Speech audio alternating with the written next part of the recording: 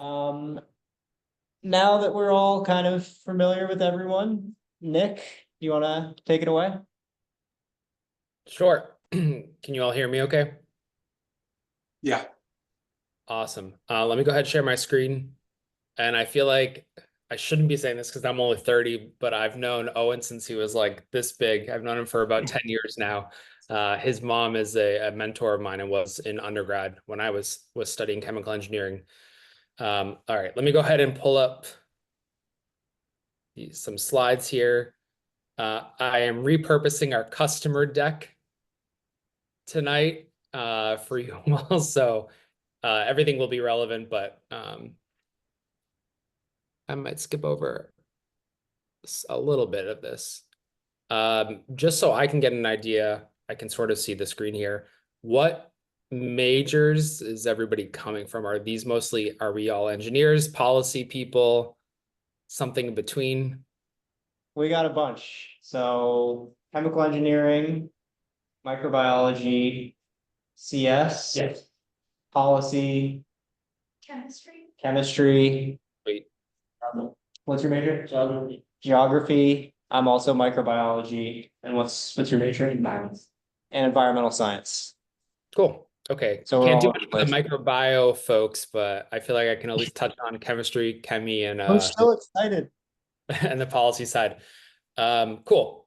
So a little bit about me. I'm Nick, co-founder, COO of Carbon Reform. We're a Philly-based startup. My co-founder and I started this company about 5 years ago. And just show of hands, does everybody understand what carbon capture is? I usually want to start at that point. I think that's everybody. Basically, we have too much carbon in the atmosphere, and while we fully support planting all the trees we can, scientists around the world have agreed that we also need to have technology to help remove additional CO2 from the atmosphere that has already been emitted.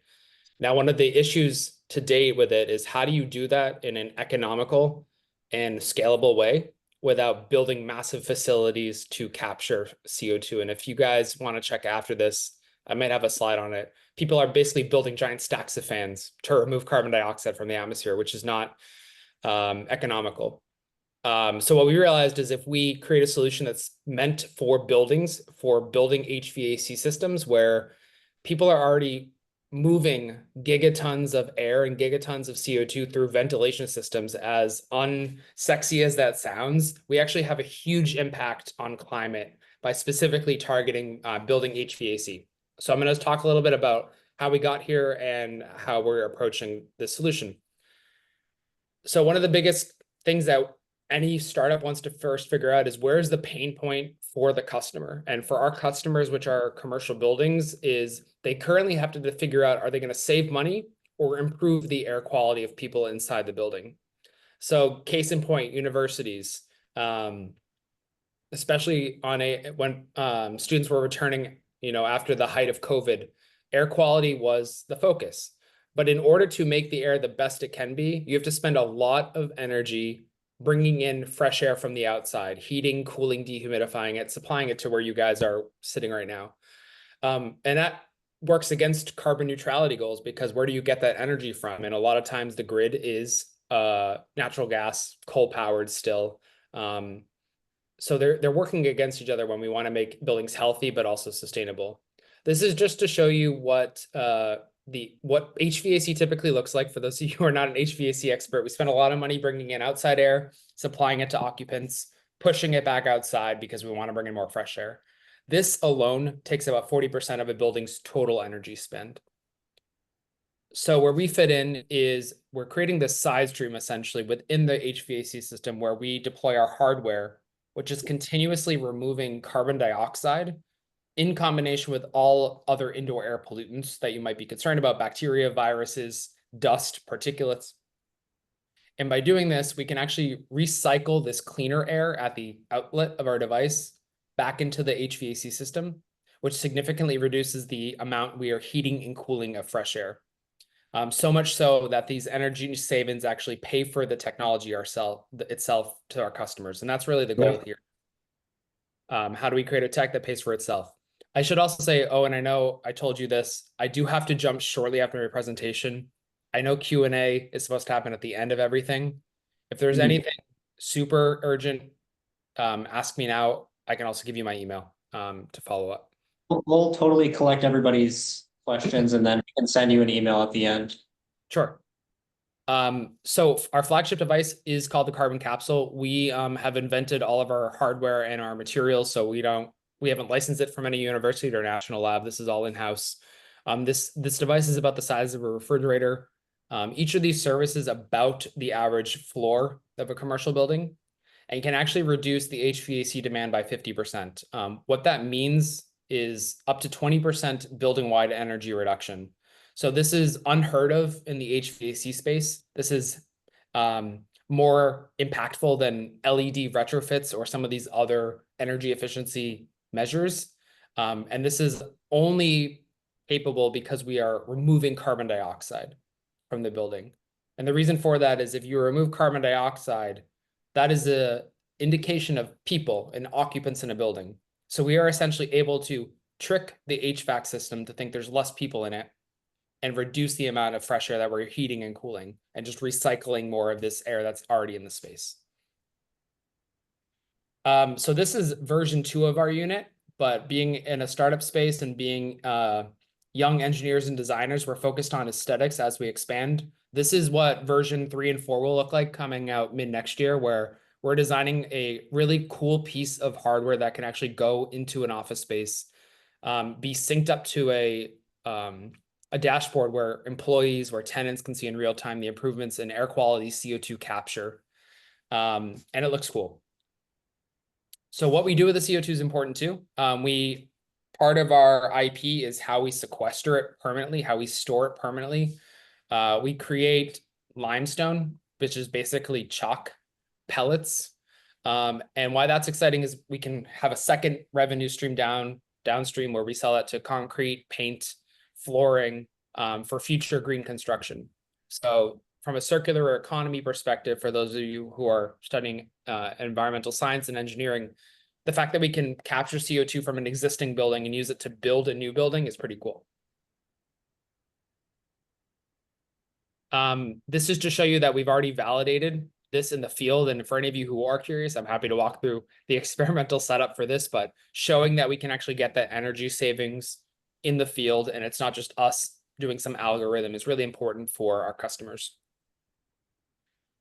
And the last couple things I'll end with here is that's our flagship device. But what we realized is if we want to be really a scalable company for all things building decarbonization, we need to provide other solutions. So one of the things we provided is a smaller unit. This is about the size of, what's a good example? I'll just say the dimensions. It's about 1 foot by 1 foot by 3 feet, plugs into a standard wall outlet, and it's on wheels. And this is designed for more spot treatment of high occupancy inside spaces and high indoor air quality.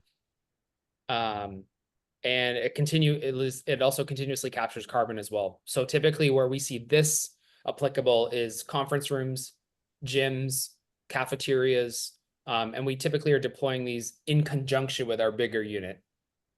And then the last thing too is we've built out our own sensor capabilities because we need to show customers that we are actually saving energy, improving indoor air quality, and it all syncs back to this dashboard. So there is a software component to what we do. We've actually designed our own PCB board with the best indoor air quality sensors we could find because we figured we can make it cheaper than partnering with some other sensor company that's going to charge us 10 times the amount. So we hired an electrical engineer from Stanford to do that for us. So from the customer end, it's all about energy savings, reducing operational costs. But for commercial buildings, for buildings in general, it's also about occupant well-being. So whether it's a university caring about how students are performing inside of a classroom, or whether it's a big office building in downtown Seattle caring about getting new tenants, that tends to be the driver here. It's all about the tenants and the occupants. How can we make them healthier, and how can we make their, costs cheaper to be in the space? So I wanted to make that pretty quick. I might be under Happy to answer a few questions if I have time. Oh, and just let me know. Any questions? How do I unmute here? Am I muted? This is Bob. You're good. Yeah, God, this is amazing. I'm just floored by this concept. It's just incredible that every building can become a breathing system that's sucking in carbon like a tree and putting out cleaner air. If I understand it, Nick, I'm wondering, is this scalable to residences and apartment buildings? And can you just talk about the scalability of this, like an HVAC system? Could this be a kind of attached to an HVAC system, a smaller version? Yeah, so I think there's like three parts to that, and I'll be quick with them. We're focused on commercial first because there is a maintenance component, and if we've learned anything with residential, anyone here can talk to their parents or anybody who owns a home. You typically don't deal with your HVAC system until something smells or breaks. So for us as a company trying to build a product, that's not a good go-to-market strategy. The nice thing about commercial buildings and educational facilities is they have standard maintenance schedules that can support our 3-month change out of our filters. You also asked about, there was another part of that question. Well, I just wondered if it could attach to HVAC systems, and you talked about the scalable. I was thinking, like, we already put our recycled waste out. If there was a way to practically put out your limestone for some, I don't know, that might burn more carbon than not to pick it up or something. I'm just trying to think of ways to scale that. Yeah. So the limestone that we produce is actually our permanent. It's our secondary storage. The first step that our CO2 hits is actually our proprietary filter that I didn't show because it's still a trade secret. But think of a standard HVAC filter. We have manufactured our own type of filter and actually patented the production process of that. And that part is something where we're talking to the HVAC companies like Daikin and Carrier who are interested in licensing that for other HVAC filters. Right. It's fascinating. Students, questions? I guess my question is, like, has this been kind of supported by any local, like, have you noticed that you've been able to get this into more commercial settings based on any like local policy? Yeah, good question. There's yeah, it's definitely a local thing that's supporting it. So New York, Maryland, Colorado, Boston, I know some are states, some are cities, have specific pieces of legislation that are like putting caps on how much energy a building can use and how much carbon it can emit. But we're also seeing a lot of incentives coming out of the Inflation Reduction Act for anybody in the classroom. Even if you're not in energy, there's probably something that impacts your industry from the Inflation Reduction Act, and it's not going anywhere despite what people say about the presidential election results, because it's benefiting both blue and red states. Check it out. There's a lot of incentives, and I would say for anybody who's like trying to start a company, look at where you can leverage IRA to scale a business, because there's so much funding there right now. But I would say that's the biggest thing, is avoiding fines is where some customers end up adopting the tech. Thank you. Yep. And if you have to head out, like, thanks so much for being here and taking time. You're busy. No, I appreciate it. Nice to meet you all. Nick@carbonreform.com. Feel free to email me. We'll post all your links. Yeah. Cool. And Robert, Emily, I definitely want to connect with you too as well. Emily, I know we didn't get a chance to meet, but thanks everybody. Sweet. All right. Up next, Sonia. Did I make it so you can share a screen if need be? I just have to get it all switched over. Let's see. Perfect. There we go.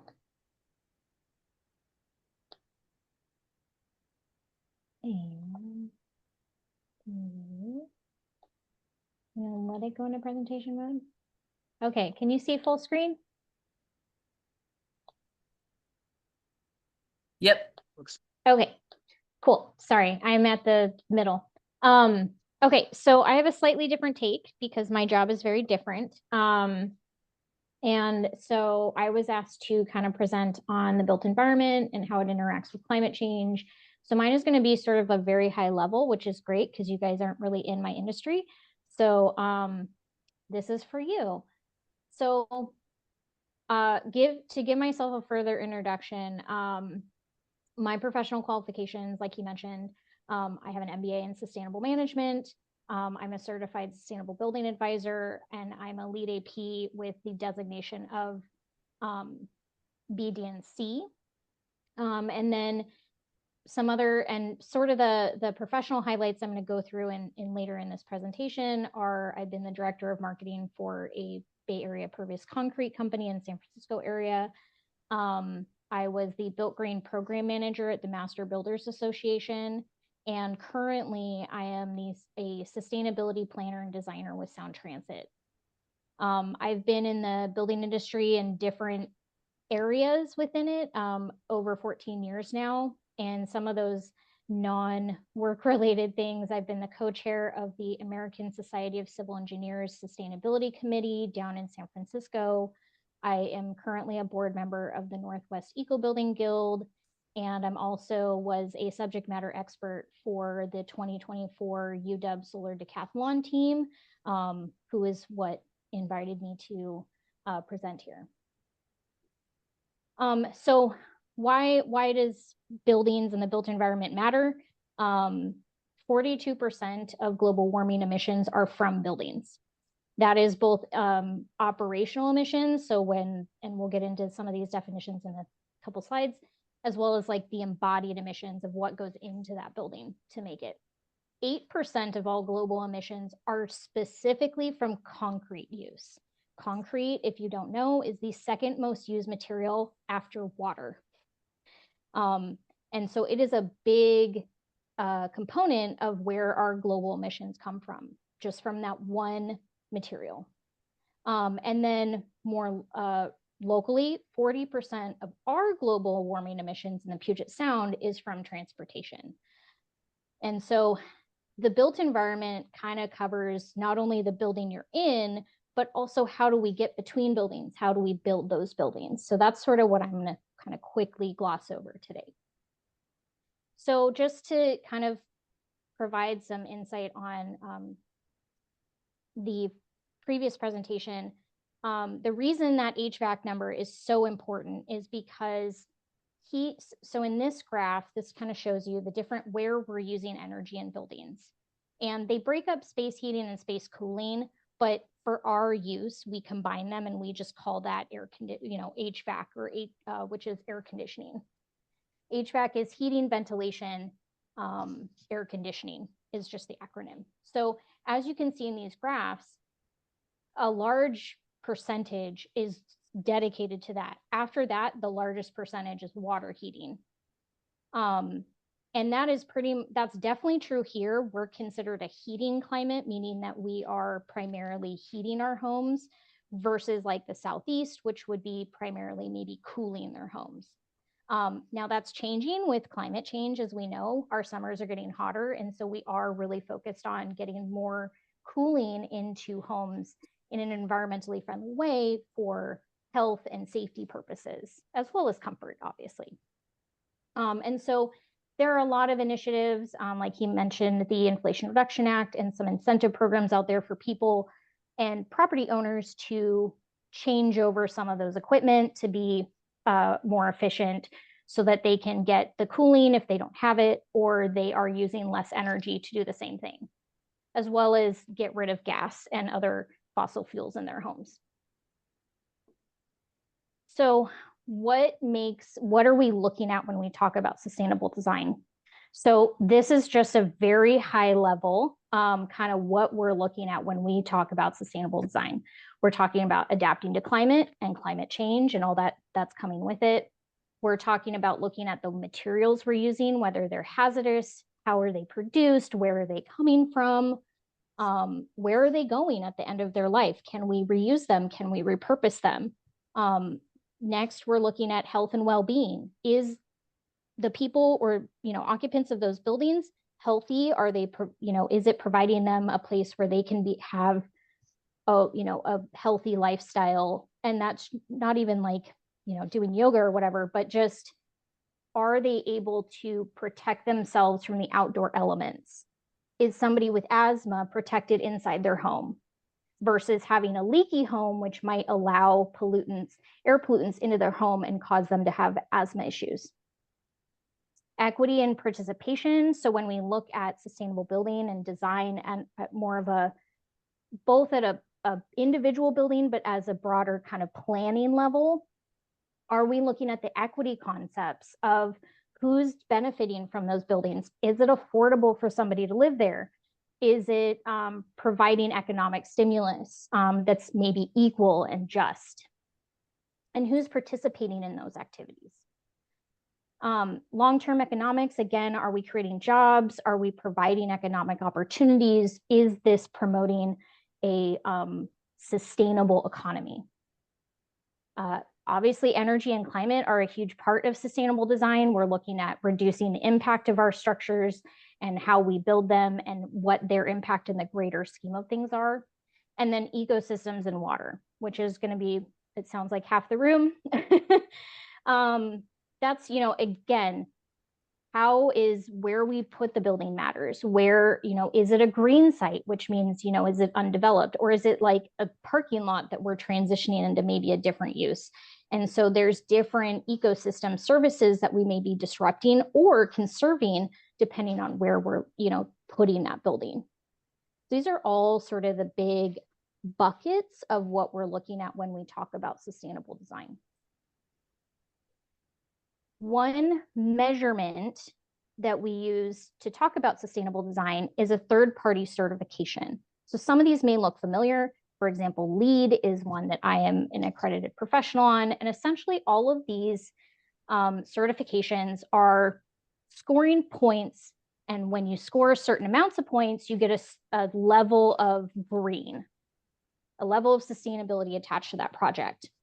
And so this kind of shows you the scale of all those different certifications that are out there. And this is not fully complete, but it's the main ones. So you have on the left kind of your standard code home certifications. These are going to be like fairly standard, and they may just look at one particular item like energy consumption or water consumption. You have slightly better building practices, which will be slightly better, but they're not, they may again still be looking at one specific item like water, indoor air quality, or energy. Then you start getting into the higher performance homes, which are looking at what we call a holistic set. So looking at all of those sustainable design aspects we were talking about in that rainbow round. And then, you know, as you go up in that sort of greenness level, there are different certifications and different levels of that. And that's essentially how much did you do on that project? What type of innovative or sustainable practices did you utilize? So when we look at buildings, a lot of times you'll hear people talk about climate change and, you know, in emissions terms. So we have two types of emissions in the building industry that we kind of refer to, and that is operational emissions, and there's embodied emissions. So embodied emissions, like this graph shows, is pretty much everything that is not you turning on a light. And so it is the raw materials of where the building materials came from, how they got there, how they were made, and then, you know, them getting to a site and being built. Then we go into operational emissions, which is you turning on the lights, the appliances are going, and the building is being used. Those are operational emissions. And then we have other embodied emissions, which come later in the life cycle of the building, which is those maintenance and repairs. Are we having to replace an HVAC unit after 15, 20 years? All of those sort of maintenance kind of repair cycles. Then you have the end of life. So the building is done, we're going to tear it down, we're going to build something else, or, you know, we're even just a material aspect. Maybe you're ripping out some flooring and what is the end of life of that material or the building? And so then that's the embodied carbon that we're either losing by sending it to a landfill, or we're sequestering by, you know, keeping it, repurposing it, or recycling it for, you know, a different use. So the last several decades of policy and kind of the sustainability goals that you hear both on the corporate level as well as in the building sector have really been focused on operational emissions. And that's because it's easier to track and it is tied directly to a monetary bill of your utility bill. So that has been the big thing that has been the focus since kind of the 70s, operational emissions. And you'll see even in our state, the Washington climate goals are looking at reducing operational emissions to a level in like 1990s or compared to 1990s. However, in the last 10 years, we have started to shift that focus to embodied carbon. And tracking that, like tracking the carbon from those raw materials and how it gets to a site and how much materials we're using. And there are some limited policies surrounding these emissions. So there are some in California that were introduced last year. There are some in Vancouver, Canada. And we're seeing a bigger focus in like, especially the commercial and more larger sector side, looking at embodied emissions, because a lot of companies have focused so much on operational, they're kind of like, well, now what? We've done all of this, but we're still having emissions, like when we build a building to have an office or a train station, we're still releasing emissions. So how do we capture that and track it and report on it and reduce it? So that's where the conversation is really heading. So to get back into sort of how does this impact your job or potential job, and how is that whole kind of ethos impacted my career? And so just a few examples. At Barrier Pervious Concrete is a porous pavement that mitigates and treats stormwater. So for those of you in the ecosystem space, this is the stuff that makes it so that the water infiltrates on site, and then, but it's also treated before it goes to like the groundwater cycle. So it's a great stormwater kind of technique. We refer to it as a low impact strategy or green infrastructure. And so while I was at this company, part of my job was consulting on projects and providing technical assistance in developing their specifications so that they got a good material, they had the right, you know, qualified installers. The design, civil engineers tend to over design a lot, especially with something they're not as familiar with, or they're using outdated modeling techniques. And so, you know, consulting so that we could minimize how much, you know, material we're using, which again helps with reducing carbon emissions and cost. Ultimately, that's what drives a lot of these things. And then the performance, making sure the material is performing how it should. I devised educational-based marketing and outreach strategies, again, reaching out to those civil engineers, architects, and maintenance staff to really inform them on how to utilize this product, and also calculated an embodied carbon on a particular project that was showing it reduced by using pervious concrete over conventional concrete and asphalt. It actually reduced the embodied carbon by 64 to 71%. So pretty significant. And also, then you didn't have to have standard drainage. So at Master Builders Association, I ran the Built Green certification program, which is a third-party verified system. So a third party comes in and checks what the builder's doing. It's holistic. So we're looking at all of those sustainability criteria. It's only focused on residential buildings, and it's in Washington State. So it's a local program. And it utilizes progressive and incremental increases to its certification requirements to drive the change in our region. So it's been around since 2000. So it is 24 years old now. And it is probably one of the greenest regional kind of residential like certifications in the country because it is based on Washington State Energy Code, which is very progressive. Talk to any builder and they don't like it because it makes it, they don't like to do everything it requires them to do. But for us climate people, we like what they're doing. So part of this was I overhauled and authored changes to the single family, multifamily, and the remodel certification checklists and the technical handbooks. So I literally wrote what it means to be green here in the Puget Sound when you're building a home. And so all the projects are required to outperform state building code and energy code. And I also, in the latest update, introduced embodied carbon and equity and social justice certification requirements, which again is unique among certifications.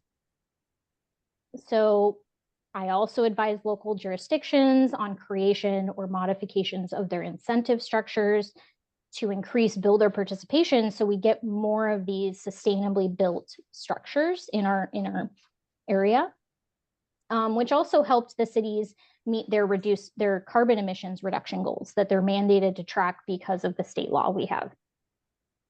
I also advocated for land use and energy code reforms to address housing shortages and climate change resiliency. And then I also produced an annual Built Green conference, which was an annual conference of like 200 people and like 16 different education sessions offered. So I like to educate. At Sound Transit, we're really focused on, and for those who are not from this area, it's the Central Puget Sound Mass Transit Agency. It runs buses, trains, and light rail. It is building the largest expansion project in the country at a projected cost of $54 billion. And in 2023, it attained a 34% reduction on operational emissions over its 2018 baseline. So for being an agency that's only existed since 1996, sustainability is really baked in. And we're still every year trying to increase that and change it. So the team I work on the sustainability team is focused on our agency-wide sustainability planning, reporting, and communications, authoring sustainability requirements and capital projects, ensuring all those projects that we're building, that you're seeing out there, that our tax money is paying, is being certified through these different programs like LEED and Envision, which is a certification designed for infrastructure projects rather than like specifically a building. It's also looking at our existing infrastructure and some of our old buildings like Union Station and reducing its operational emissions, which saves us money as well, which then in turn allows us to offer reduced rates on things or other funding sources. What we're looking at in the future is we're increasing the focus on climate resiliency, and that's sort of helping us dictate where we're going to put stations, or if we are designing a station, is there a flood risk? Are we mitigating heat climate issues and water use? Embodied carbon. So we're starting to collect embodied carbon information on the concrete we use, the steel we use, and how do we keep that going and actually look at a full life cycle of embodied carbon and move that needle. As well as decarbonization. Like I said, we have older buildings, we have diesel ran trains that are the sounder, diesel buses. So how do we get those to be, decarbonized? And lastly, I am from the Eco Building Guild. We did have a few weeks ago our Northwest Green Building Slam, which is a local sort of 10 presentations, 10-minute each, kind of on different topics related to residential green building issues. And so it's a great event. Please look for it next year. We do have student pricing. And so I talked really fast because I had a lot. So if I will stay around and we can talk more after the other presenters. Thank you, Sonia. Robert, is everything Yes. work on your end? Yes, I need the share show button. I'm looking for, oh, here it is right here. There we go. And I think I've got it. And we'll go to the mode show from beginning. Can everybody see that okay? Hopefully. Great. Yeah, I'm gonna shift more to the, I guess you could say I'm in the entertainment business in terms of kind of building facilities, recreational facilities that maybe also can perform as green infrastructure. And so kind of looking at how things are evolving in the greenways and trails movement that might fit into this picture. And first, I think, you know, to get people to engage, I think you want to provide a fulfilling experience, you know, in using these facilities. And basically, you know, my goal is to connect people to the outdoors with green infrastructure like this, to each other and to themselves. And really, it's about the joy of the journey more than getting from here to there. But it's also importantly and increasingly about the stewardship of nature along the corridors, and the trail being a good neighbor and leaving the surroundings better than we found them. And I'll talk about that as we get a little deeper into this. Some of the considerations for today's presentation are some of the obvious ones, and Sonia talked about this some too. The experience, well-being and healing, having closer and equitable access to recreational facilities, and preserving the right to roam, that we still have places that we can travel without having to be in an automobile. And from the climate resilience and adaptation standpoint, we want to look at sustainability of what we build. Can we expand trails into bigger green belts? And I'm going to talk about a concept for that I'm calling hyper nature and hyper trails. First, it is the nature of the experience and getting people to engage. And I don't really care for these glasses. I don't know if Zuckerberg exactly had the style down yet, but you know, we have one part of our society shifting into the virtualization of things. Trails and greenways are about being out there in the real world, the analog world, if you will, and thinking about I call it the 7 senses. There's the usual 5 that everybody knows, but I would add the mental and spiritual experiences to that when we talk about experience.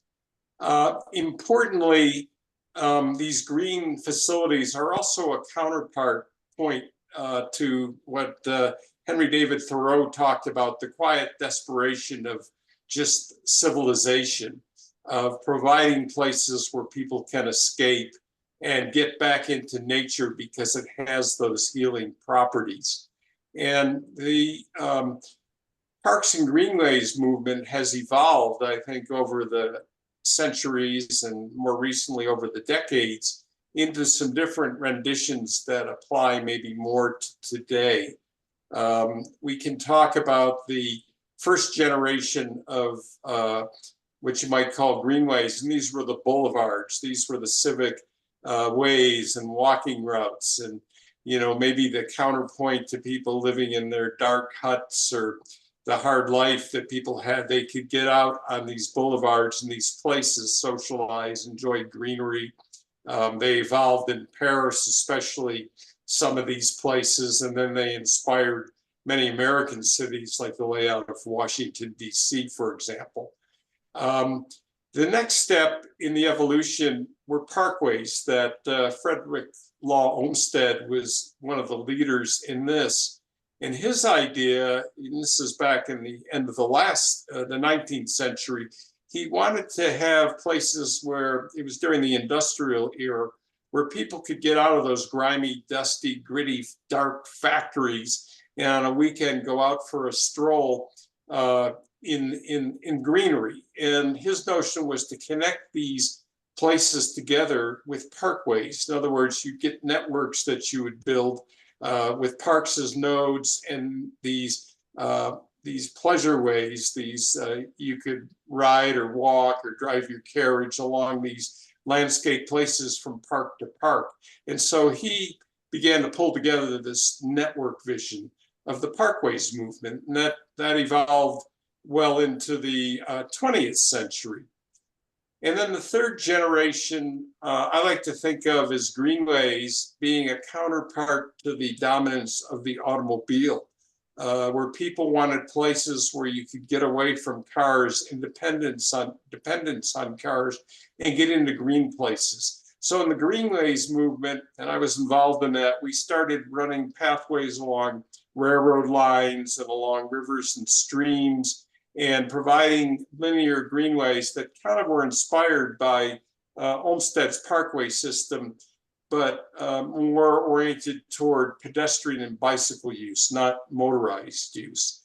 And in the process of building these systems, I think we were able to transform some of these forgotten places with the greenway kind of inspiring the transition, making these places people places. And about a decade ago, in thinking about greenways, I began to think about what is the next step? Are there some new geometries that can build on this, on the greenways movement, and provide ways for people to have more accessible outdoor places? But greenways tend to follow the grain of the landscape, rivers and rail lines and ridge lines, whereas we started to look at what I call grand loops and town walks, which don't follow the grain. They kind of are superimposed on the grain of the urban landscape. And that was kind of what inspired a book I put together, looking at these elements of two elements, grand loops and town walks. They were non-motorized oriented. Grand loops are trails that go around the edges of cities where the city meets the countryside. And town walks are kind of the smaller version of that, more accessible, more easily accessible, that are in neighborhoods that connect parks, civil spaces, and social destinations. They're overlay kinds of parks and green spaces. And these grand loops ideally link nodes like state parks, provincial parks, regional open spaces. So you begin to form this place where people can get out of the city and get into a semblance of kind of natural spaces. And they can take multiple configurations. They might run along the edge of a city. In other places, the way the urban area lays out, it might be a hybrid, which part goes through the urban area and part goes out to the edge. But in either case, they kind of get you from the city out into the more, I'll call them naturalistic areas that you can enjoy. And if you built these circles, these grand loops around cities, why not connect them to neighborhoods and to the core areas of cities with spoke trails? And you could use some of the greenways and rail trails that we've built to connect, kind of forming a healing wheel, if you will, where maybe you walk a wedge of that area that you see in the upper right there. And you could hook even smaller, more localized loops to form daisy chains of smaller loops connected to a grand loop. And at first, when I started talking about this with people, I thought, oh, I must be crazy. Who's doing something like this? But then when I began to look into it, I discovered a number of places have. Phoenix has like a 300+ mile the Maricopa Trail that goes around Phoenix. Las Vegas is building something called the Vegas Valley Rim Trail that connects the national parks and other destinations there. There's one proposed in Louisville. Rio de Janeiro has one that a flight attendant thought up when he was looking at Rio and landing and seeing all the green spaces around that city. Paris is converting an old circular rail line into a loop. And actually, it's not an original idea. Olmsted, and it was his, I believe it's his son and his nephew, proposed a 40-mile loop system in Portland, which is near to you guys. And we're also looking at one in Denver. And what if you began to think of these loops as wrapping trails around the city? It's a closer in kind of Pacific Crest Trail where you don't have to go quite as far away, and you can still have that kind of experience, but it's a loop. And we can even begin to think of these as a new kind of national park wrapped around the city. And there's some cities, Cleveland's a good example, that lend themselves to national parks being wrapped around them because they've already got some of that infrastructure in place. And I don't know how many of you have tried to get to a national park these days or get out of the city just to recreate. And at least where I live, on a weekend, it's pretty hard to do. You're dealing with traffic and you have to go pretty far. The other thing is that we wanted to provide something that is, not everybody is able to pack a day pack and take off, a backpack and take off on a multi-day trip with a 70-pound pack on their bag. And the idea of a grand loop is that you can look at it as ultralight travel, which a lot of people are pursuing now. And the reason for that is because it's close to cities, there are waypoints along the way. Most cities have small hamlets, communities, suburban villages, towns, where there might be a bed and breakfast or a restaurant or a place you can stop. So you can travel light and yet still, if you design these things right, have a great outdoors experience, but you can stop and get your meals at a place to bed down if you want to do a pilgrimage, a multi-day walk around the city, because there are existing facilities. The other thing is that you could even use a ride share to go in and out of a city to get there. And I actually did that myself in Buffalo, New York, where I walked a thought experiment I had done there and used the ride share system to get around. From a green infrastructure and sustainability standpoint, if we begin to link these spaces together, we can think of them as green charm bracelets. The other smaller scale item is town walks, and that's to allow more routine exercise. And we really want people to be able to do this every day, like brushing your teeth. That's the way you stay in shape. You get out on foot or on a bike and exercise every day. And the idea is you make every doorstep a trailhead. And so we began to think about these as different forms they could take. They could be tourist destination loops around a city. They can be a community kind of loop that might be a 3-mile loop, or it's just a doorstep walk that you carve yourself every day. They could, as Sonia was talking about, they could attach to transit lines. So you take the transit to a place and you can walk a loop, or they can attach to greenways.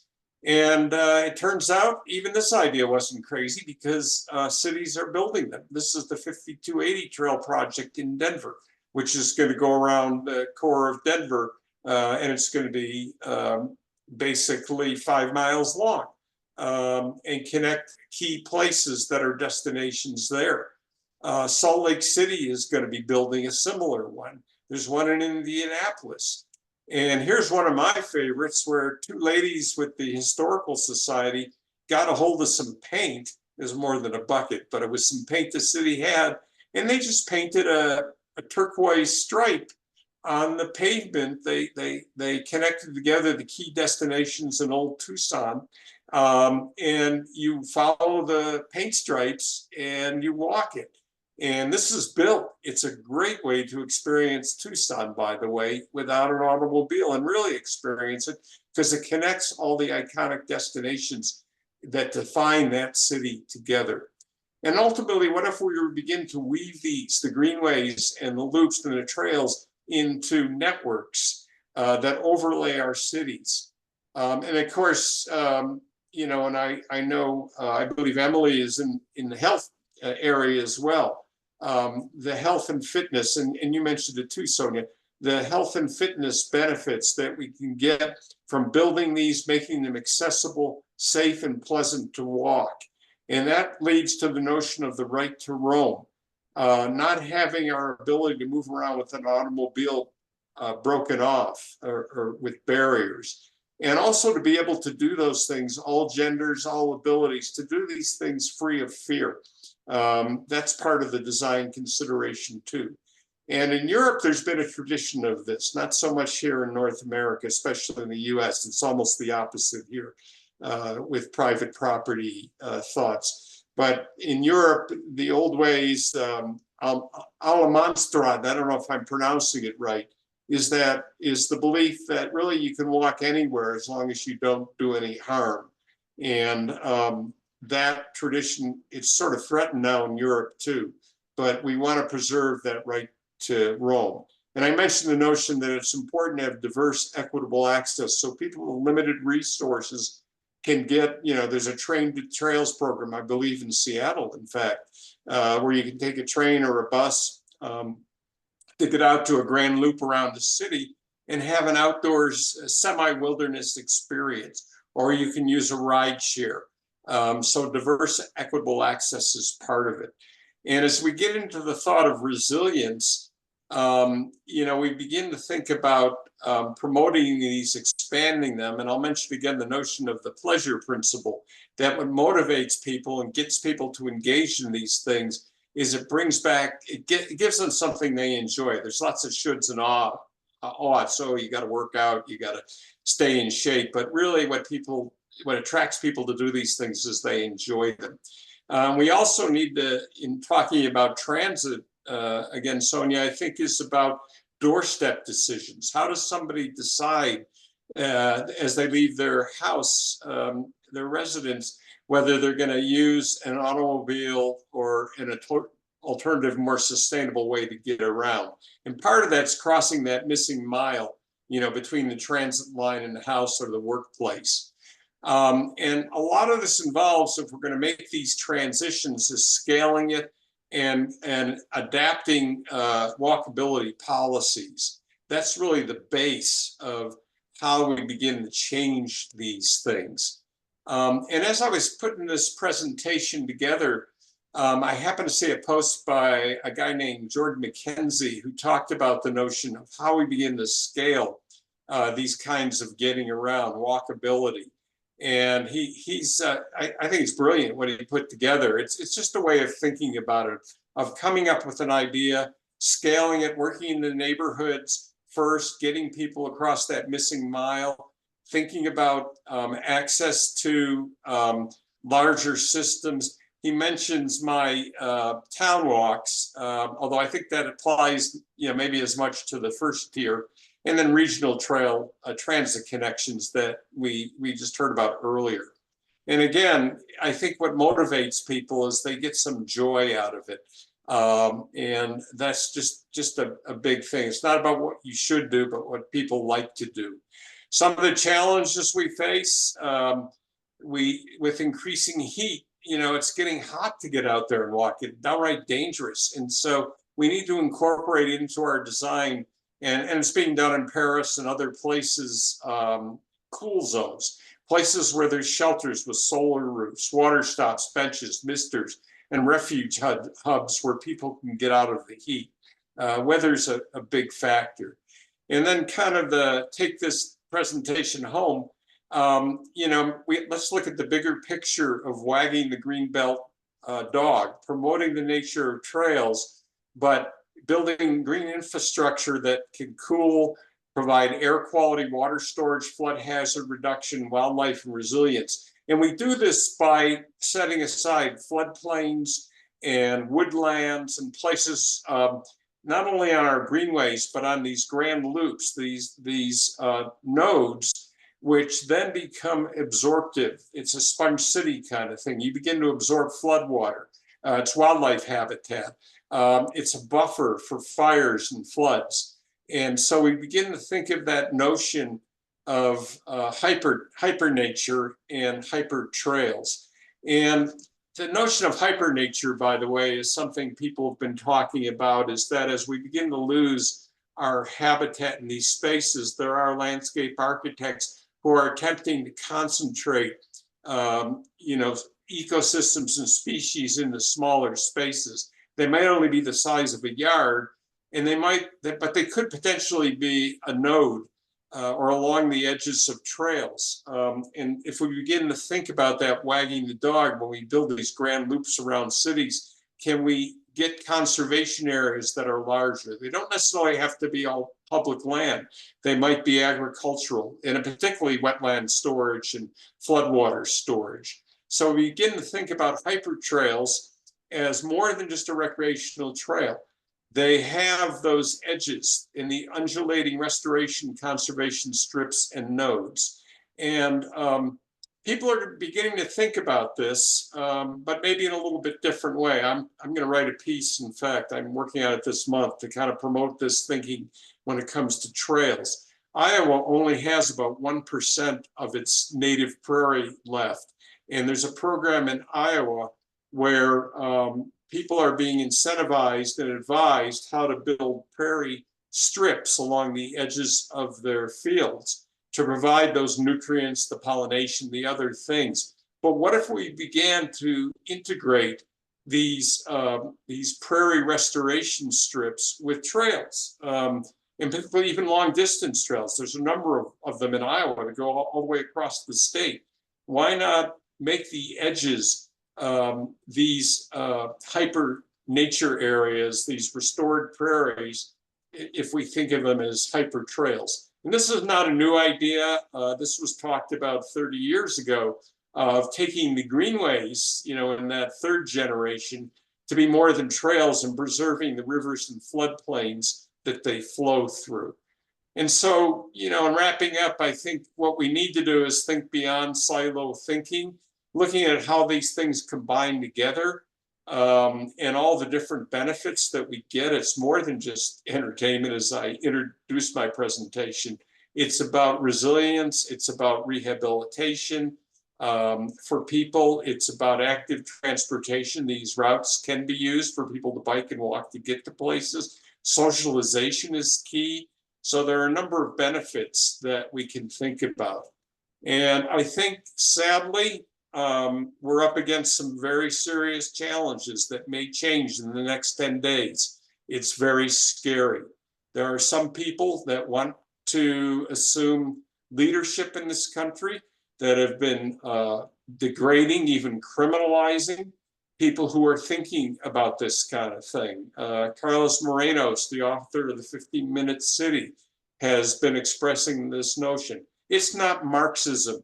It's a way to make our lives better. And I don't even know why people are promoting this other than just to promote fear or feel like they're enabling somebody because if they might walk, they're not as strong as they are in their Ram 2500 truck. I just don't know.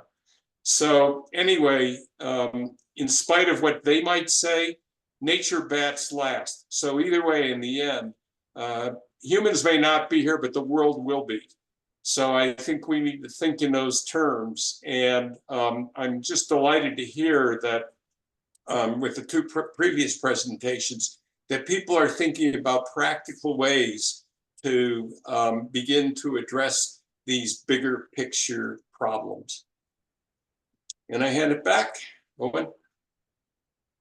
Sweet. Thank you, Robert.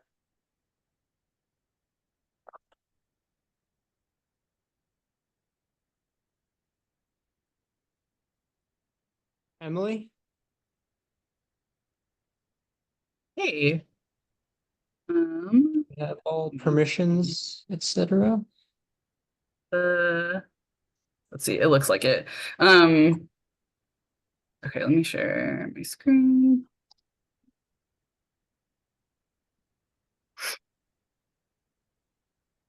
All right, you can see this. I feel like Nick's presentation was about like sexy solutions and Sonia's presentation was about solutions for people who care about sustainability. And my presentation is a little more in the weeds. It's like solutions for people who don't want to care, but we're making them care. So I'm talking about supporting Seattle's sustainability legislation for existing buildings, which is a mouthful, but I'm going to break it down into some pieces. Existing buildings, what their role is in reaching climate goals, Seattle's sustainability legislation, the history of that, and like what the laws are that exist right now, and supporting that. What is my work in the space? So, oh yeah, okay. So I'm Emily Sarshan. My pronouns are they, them. I have been working in this space for more than 10 years. I'm a certified energy manager and a lead AP operations and maintenance. My background is in commercial building engineering and controls, which means I was basically just working in buildings on the ground for most of my career, like turning wrenches and and doing programming for HVAC and stuff like that. So I come from sort of like a different perspective, but the last couple of years I've been focusing on helping people navigate all of these new laws that are coming down the pike. So first of all, existing buildings. Sonia touched on this a little bit and gave us this transportation number, 40%. So existing buildings are the second largest contributor to greenhouse gases in Washington state. And existing buildings are the fastest growing contributor to greenhouse gas emissions in Washington state. So the existing building space is like it's a sector that's like ripe for taking action here. This is a screenshot from the Seattle Office of Sustainability and Environment. They have a map of the city of Seattle, and this is the greenhouse gas intensity of each of these buildings in downtown Seattle, sort of like on a scale. We don't have a lot of context for this right now, but basically I just wanted to show that there's a lot of opportunity for improvement in like reducing greenhouse gas emissions for existing buildings right here in Seattle. I'm going to be talking about building performance standards and other sustainability legislation. And the reason that the building performance standards are important is like because this chart shows like the year that buildings in Seattle were constructed. So how old are all of the buildings in Seattle? You know, a lot of them aren't new. And Sonia was talking about the really wonderful energy codes in the state of Washington, but energy codes only apply to buildings when they are permitted. So that is when a new building is constructed or when it's renovated. The rest of the time, they're not being like monitored by anything. They can do whatever they want. And so you know, we're getting a new energy code actually next month, but before that, the last update was 2018. So if you think about like how many buildings were built since 2018, how many things have changed since 2018, building performance standards kind of like fill in that gap where the energy code like leaves off. So yeah, so what are building performance standards? It's basically a policy that requires buildings to meet performance levels. So this is for existing buildings, and usually it's like either energy efficiency, like straight up how much energy is your building using, or it's greenhouse gas emissions, something more specific. And this map is like, I think this was updated earlier this year, but it's like all of the legislation in the country and like what's been passed and what's under development. And you can kind of see like most of this is like pink, right? Which is all stuff that's under consideration. This is very new stuff. The building performance standards are very recent. Ours was passed in 2019. And you can see that like this emissions performance standard that we passed in Seattle, there's only a couple other of them, but they're coming up. So Seattle's sustainability legislation, what is there in Seattle? This is a lot. There's a lot on this slide, but basically there are four pieces of legislation that apply in Seattle right now. And I'm going to talk about them, but so 3 of them are the benchmarking, tune-ups, and Seattle BEPS are all under the jurisdiction of Seattle Office of Sustainability and Environment. So they're just for Seattle. But the Washington Clean Buildings Performance Standard is all of Washington state. So if I go back to that map really quick, you can see like that the gray is an energy performance standard. That's Washington. That's the Clean Buildings Performance Standard. And the green one is emissions. So that's the Building Emissions Performance Standard, the one in Seattle. So we have a couple that are new. Okay, so Seattle energy benchmarking. I'm going to sort of go from the first to the most recent. Seattle energy benchmarking has been around since 2015, and it requires buildings in Seattle that are over 20,000 square feet to essentially just report to the city and tell the city how much energy they're using. They use this tool called Energy Star Portfolio Manager. It's a tool being used by many new pieces of legislation. But basically, this is just a reporting only thing. The benchmarking's been around since 2015, and it enabled the city of Seattle to make that map that I showed earlier, but it had no requirements other than just tell us what your energy usage is.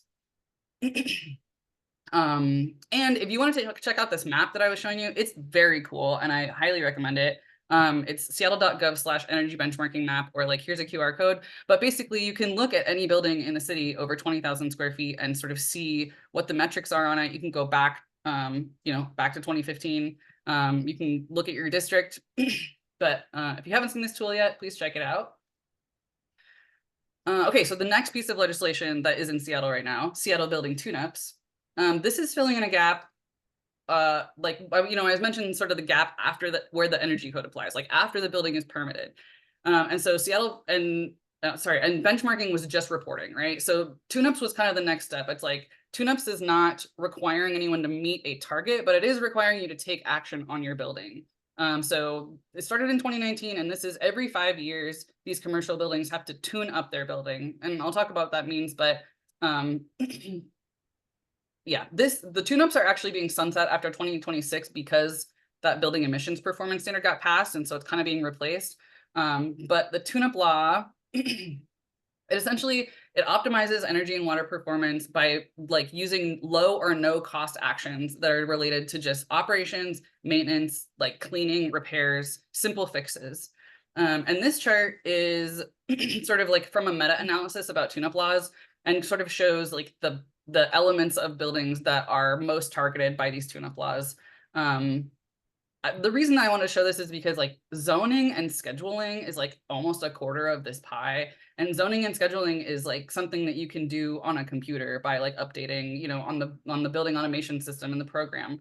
Some of it is like really low-hanging fruit. I'm going to skip this in the interest of time, and also because it's kind of in the weeds. Anyway, okay, so the Washington State Clean Buildings Performance Standard, that is the Washington State-wide one. This one is the law here. I'm going to start here, actually. So the law was passed in 2019 and went into effect in 2020. This is pretty, oh my goodness. Sorry, I'm all over the place. It's pretty recent. And then after this 2019 law was passed, in 2022, they passed an expansion law that like expanded the amount of buildings that are covered under this piece of legislation. So it's like all Washington buildings that are commercial and multifamily residential over 20,000 square feet. And 20,000 square feet is not that big. It's like an elementary school, like a small elementary school. So this is a lot of buildings in Washington State. And the buildings in Seattle, because they have been doing this benchmarking thing, they are in some ways prepared for it, but there are a lot of buildings outside of Seattle who have never engaged with this before. So it's a new thing. Anyway, last summer, the compliance window opened, meaning buildings could submit for compliance to this law. And then the actual deadlines start next year. But let me go back to my original slide here to just talk about what this requires. I mentioned it's buildings over 20,000 square feet. It's looking at energy use intensity, which is a metric that is how much energy a building uses in a year over like divided by the square footage of the building, essentially. But it requires 12 months of data. And so, so a building whose deadline is in 2026, like has to be compliant a year early, because then it has to record 12 months of data to prove that it's compliant. Anyway, so this is also every 5 years, similar to the tune-ups, and it requires a qualified person. So this is kind of like how I got into this space. A qualified person is defined under this new legislation, under the standard, has to have a specific amount of experience and a specific qualification. So that was sort of how I got into it, as I am a qualified person. Okay, this is what I mentioned. June 2026 is the first deadline for this law. And that means that like this coming summer is like when the first buildings need to sort of like have their stuff together so that they can start getting that 12 months of data. This is sort of crunch time for this law right now. There are a couple paths to compliance. We talked about the energy use intensity, but also, if buildings don't think that they can meet that, they can go through the investment criteria pathway. These energy use intensity targets that the state set they're based on averages, but between 2009 and 2018, like averages of buildings in the state, and then reduced by 15%, which means we expect most buildings in the state to have to like do something in order to meet this target. So already there's like a lift for these buildings in that sense. And then I mentioned the investment criteria pathway. If buildings don't think that they can meet the energy target, they can do an audit and then implement some energy efficiency measures based on what the audit says, which is great because you know, one of the crazy things about this law is just that like nobody's grandfathered in, you know what I mean? It's like a building that was built in 1940 like has to comply with this law and meet the same like target basically as a similar building that was built in like 1980. So so yeah, there's a couple different pathways. The other big lift about this legislation is that there's a lot of documentation required, and like having worked in like the guts of buildings for 10 years, I can tell you that building owners do not have this documentation. They don't know, like, you know, I've seen a lot of different types of operations and maintenance programs, and some of them are great and would incorporate Nick's, you know, new equipment into their program right away. And some places barely have anything, you know, it's like some guy who remembers to do it every month or whatever. But anyway, this legislation requires a lot of documentation. There's an energy management plan required that includes an operations and maintenance program. You know, I mentioned that program from the EPA, the Energy Star Portfolio Manager. So doing any energy benchmarking in there. And then there's just a lot of forms to submit to the state. And like I said, it's a new law. Like the Washington State Department of Commerce is sort of who's running this, and they like created a whole new like website and portal and everything. So there's a lot of like kinks to be worked out still. This is the compliance process, kind of what it looks like. It's like first benchmark, figure out where you're at, make a plan. You know, am I meeting my target, or am I going to go down the investment criteria pathway? And then 3 is get all that documentation together, our energy management plan, operations maintenance plan.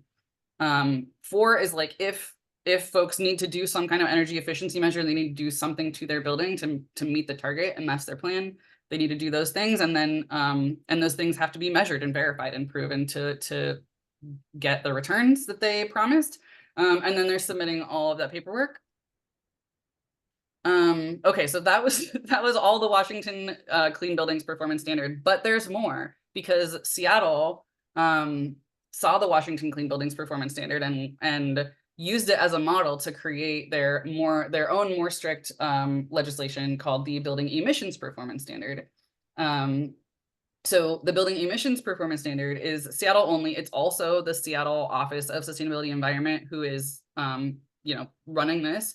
The main difference here is that while the Washington one does energy use intensity, which is about energy overall, Building Emissions Performance Standard looks at greenhouse gas intensity. And in the city of Seattle, that really focuses on like gas and steam usage, because this law, the target is to get all of the buildings in Seattle to net zero emissions by 2050. And like they have a scale and a timeline for that.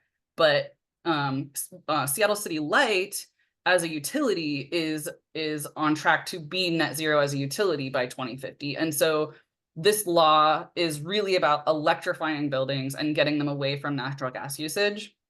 It's really similar in structure to the Washington one. It's like every 5 years.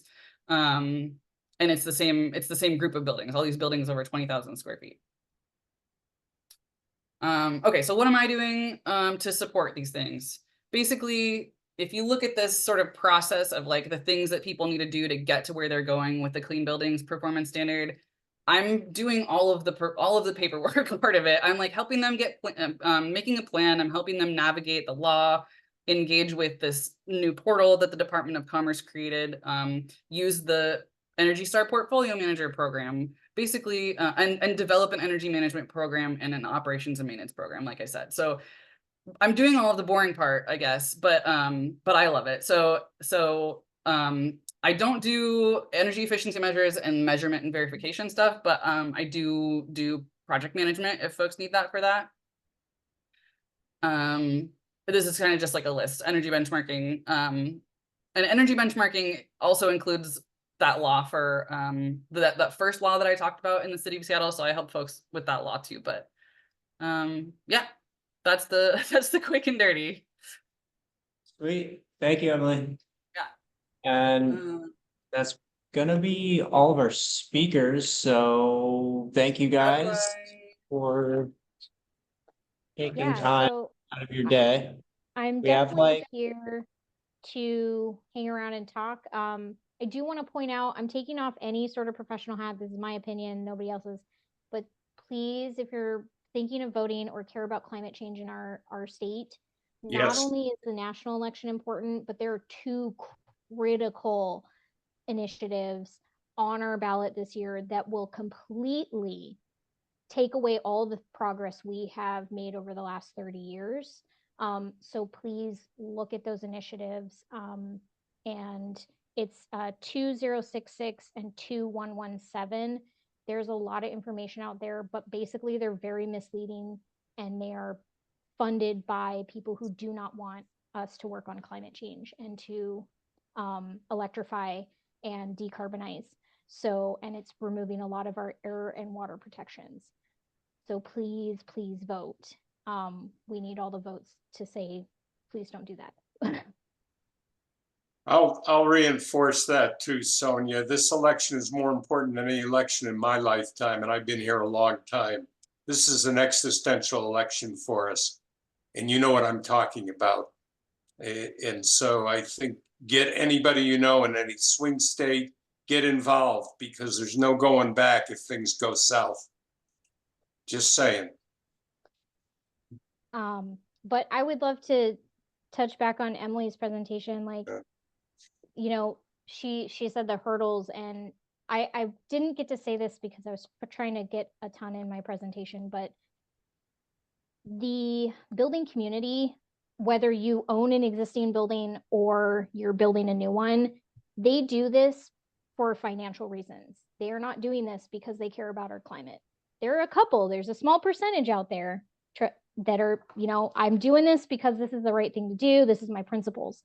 The vast majority of builders who use the Built Green certification, or even like a commercial building that's doing LEED, they're doing it because either their investors are telling them, hey, you need to care about this to get our investment dollars, or it's in the residential community, they are getting incentives from the city, whether that's they can build more units on the property or their permits are expedited, so it saves them time to do those certifications.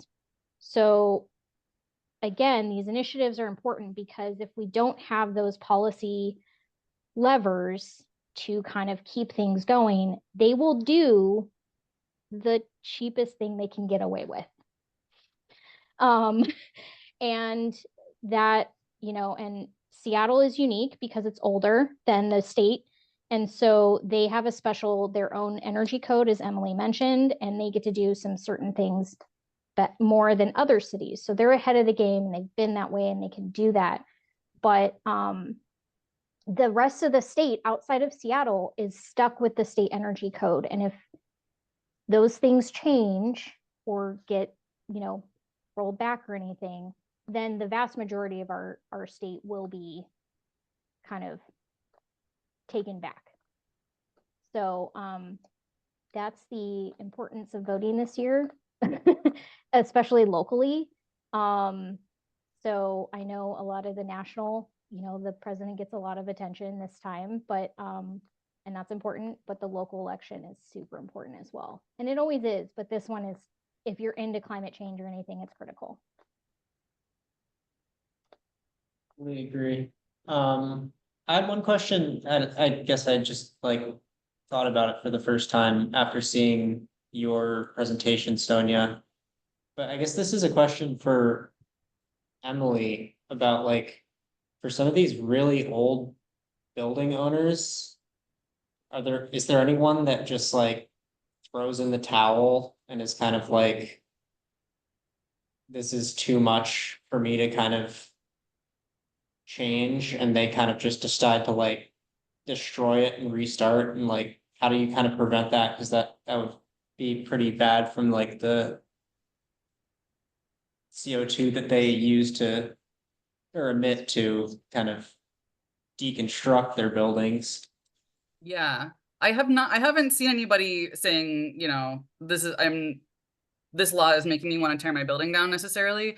But one thing I didn't talk about, just in the interest of time, was they're like the penalties to not comply with these laws. They're pretty steep in terms of like previous laws or like similar laws, but there are buildings where they're like just budgeting in the fine instead of doing anything. And I've seen that with a lot of buildings where they would rather just put that in the budget every 5 years and not worry about it. I saw the same thing right before I was leaving Built Green, is that we in 2021 we introduced a new checklist, and it increased what they needed to do.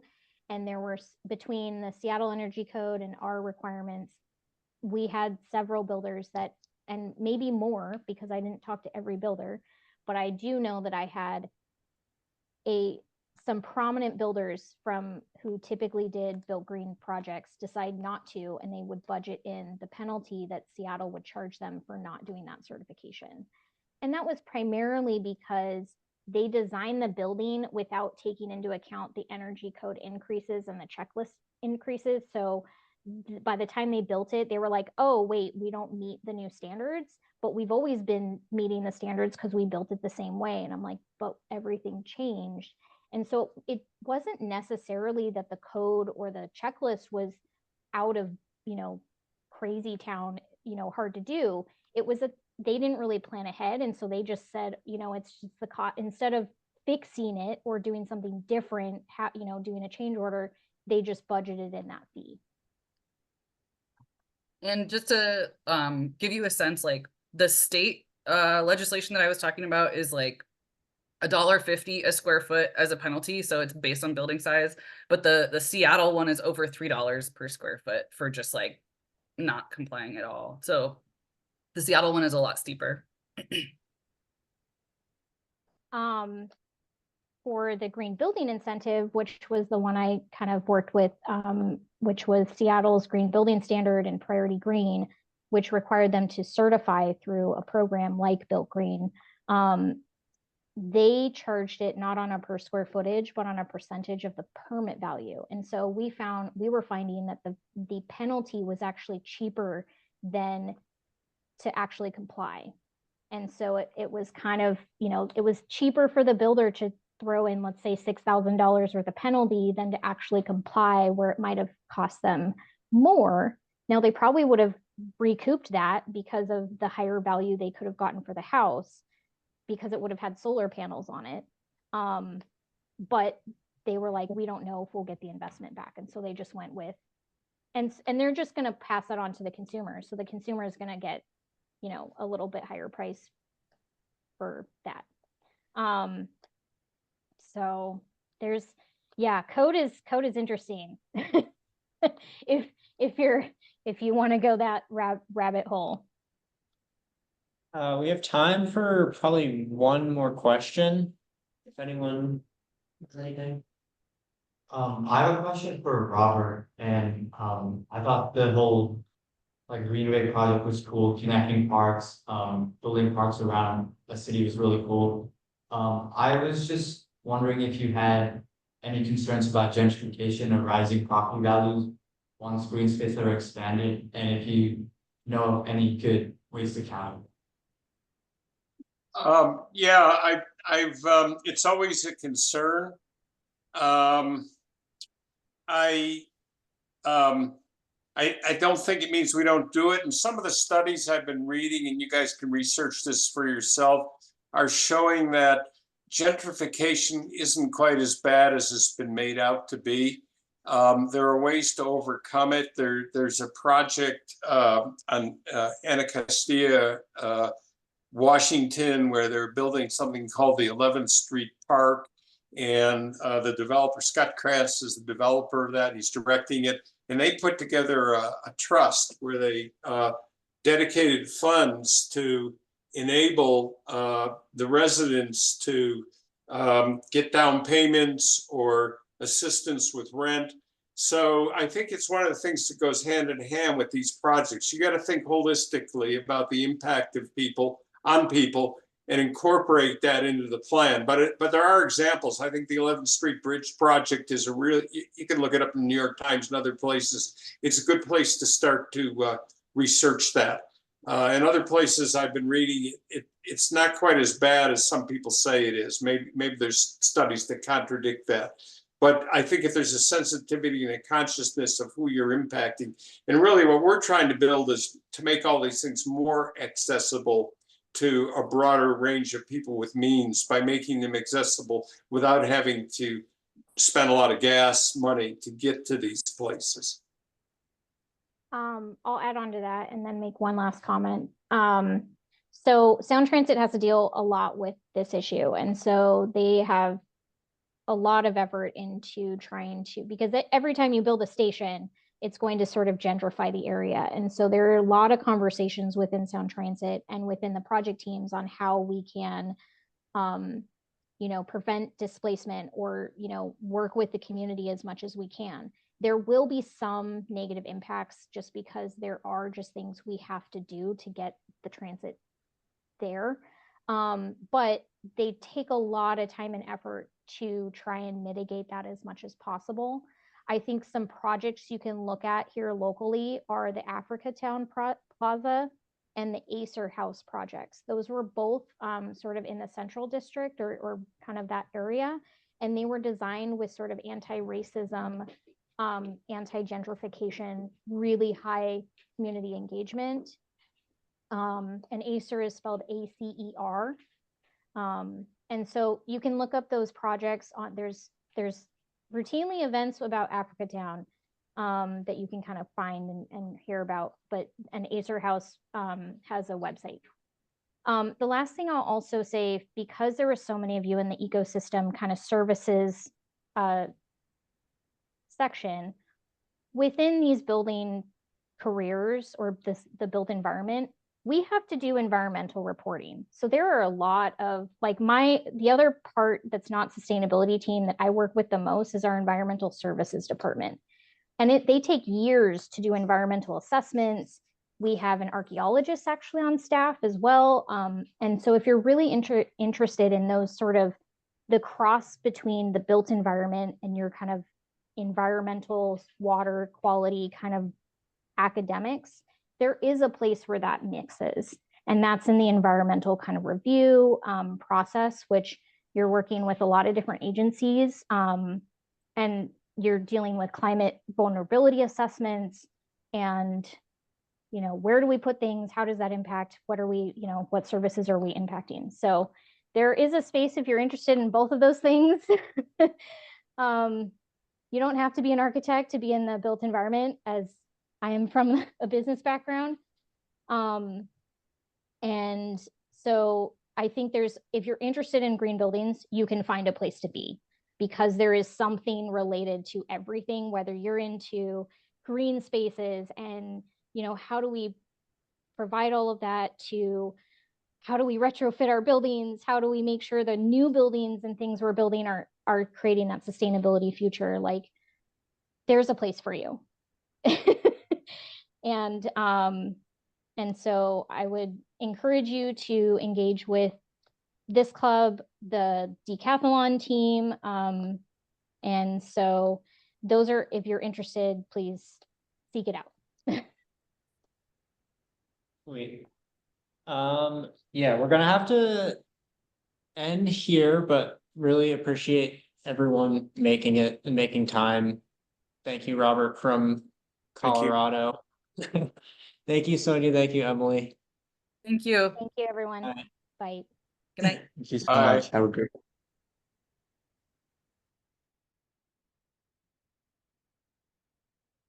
Sweet.